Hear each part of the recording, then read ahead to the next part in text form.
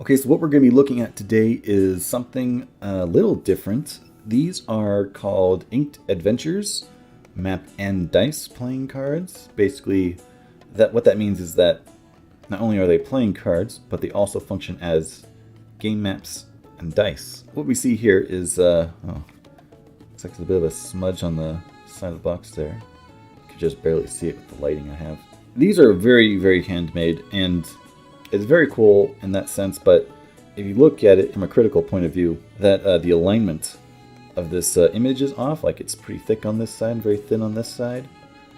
So, I mean, I guess there's some critique in the creation of the box artwork, and I think this image is a little not straight.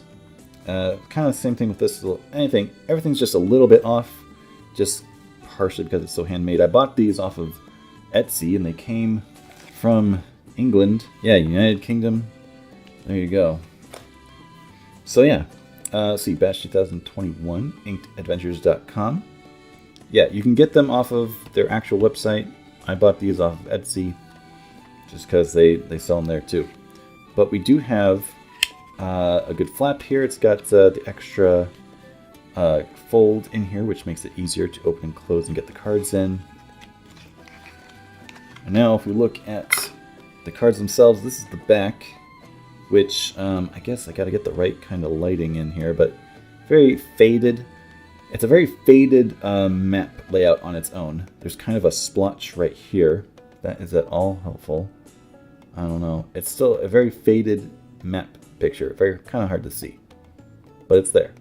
And this is just one orientation. It doesn't, work both ways, unfortunately. It'd be really cool if it was somehow, didn't have an orientation like that.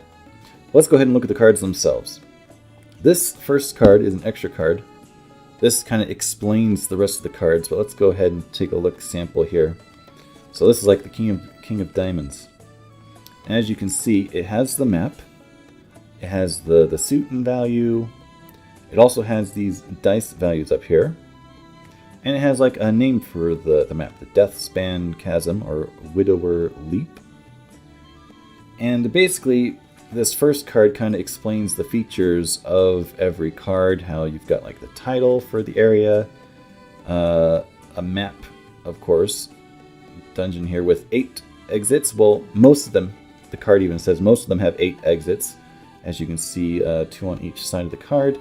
And the purpose of that is so that you can take the cards and kind of form a map out of them. You can, of course, put them on any side to make that such map.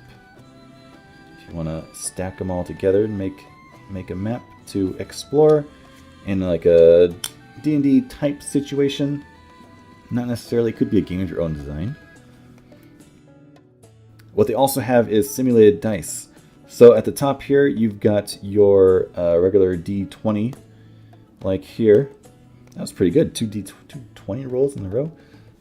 You also have a D6. Wow, a 6. What are these? Very lucky dice. There we go. And then you have your 100, or rather 2 like D10s. So this would be a 4, 34, if you kind of read them that way. But that's just typical dice stuff in D&D. There's no D8 roll, though. That's also another common die type. But I mean, a D20, D6, and D10 or D100, that's pretty good as well. So now what I'm going to do is just kind of go through the cards so you can see every map. Deep Vaults, Hall of Pillars, Bridges at Precipice Steps, Disturbed Burrows, This Way Through. This one doesn't connect, top to bottom. Only like the sides connect to stuff. So I mean, if you start up here, you can't go down. If you start up down here, you can't go up. That's kind of interesting. Lethe's Junction. It's kind of like a little maze room.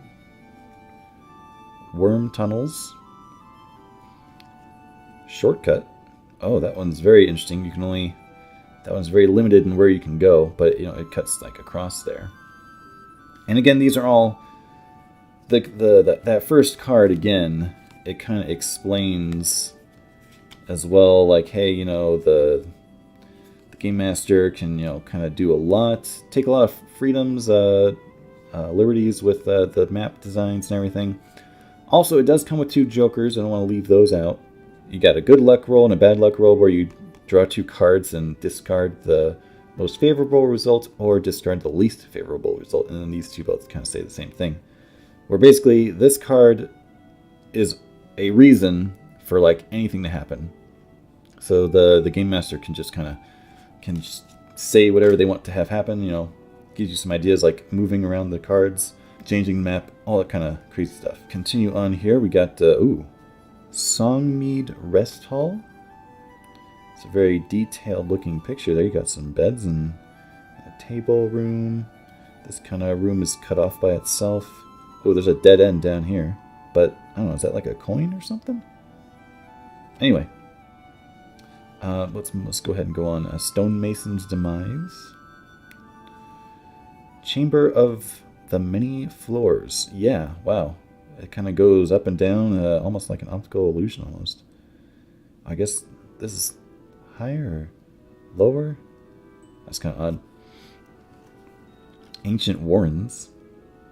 And again, don't forget, there's also these different die values up here, which the card explains are sort of evenly distributed as much as they can. The Great Collapse. Big hole in the floor. Possibly can't... These basically are like dead ends if you can't cross the gaps there.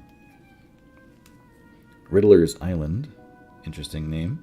Can come up with a reason for something to happen there. Stalactite Grotto. Chapel of Evil. Flooded Room and Rockfall. Cartographer's Bane. Another maze-like room. Vacated by Mystics. Statue Shrines and Font. Oh, like a fount. Corner Cavern. Okay. Living Quarters. Again, this is kind of like a sectioned off area here. There's a little dead end down here. The Night Watch. Tears Torrent. Rat Stink Sewer. Guard Rooms. Arena Pit.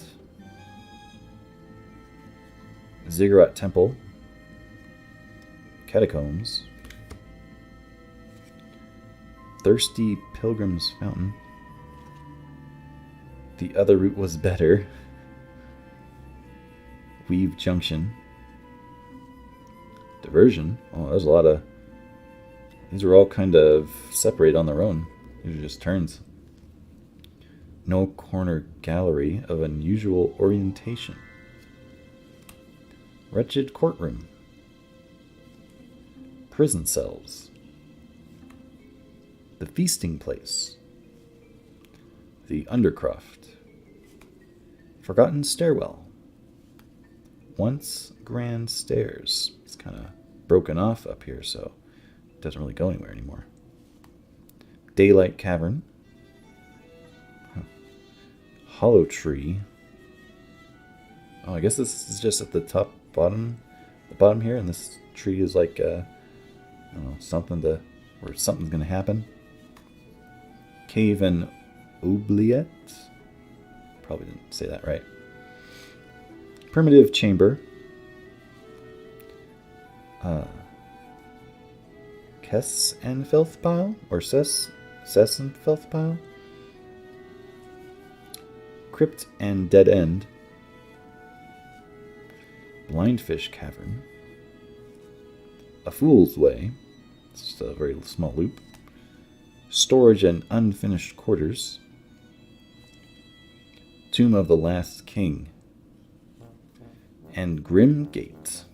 So those are all the cards, and as you can tell, it is definitely just like a good sampling of random maps you can kind of hodgepodge together to have a good dungeon crawl if you so desire to have a map and have some events planned.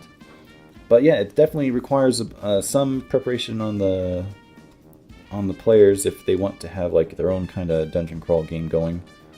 But yeah, it's basically just a randomized map and some random dice rolls, although I don't know if you really need the dice rolls. But it's something. I guess it can be incorporated into the gameplay. You know, if something happens, you have to roll a die. Instead of having dice, you just use the cards, and then whatever comes after that is the next kind of room you draw. So it does add some randomness to it. You know, changes things up more. So this deck on my rubric scores 57.5, and that's kind of average. So as a deck of playing cards, it's nothing special if you're just going to use it for regular card games. But the dual purpose here, I think, even triple purpose, really adds to the value of the deck. It makes it something really special. What do you think of these cards? What would you do with them? Yeah, what would you do with these cards? Let me know in the comments below. Thanks for watching, and I'll see you in the next video.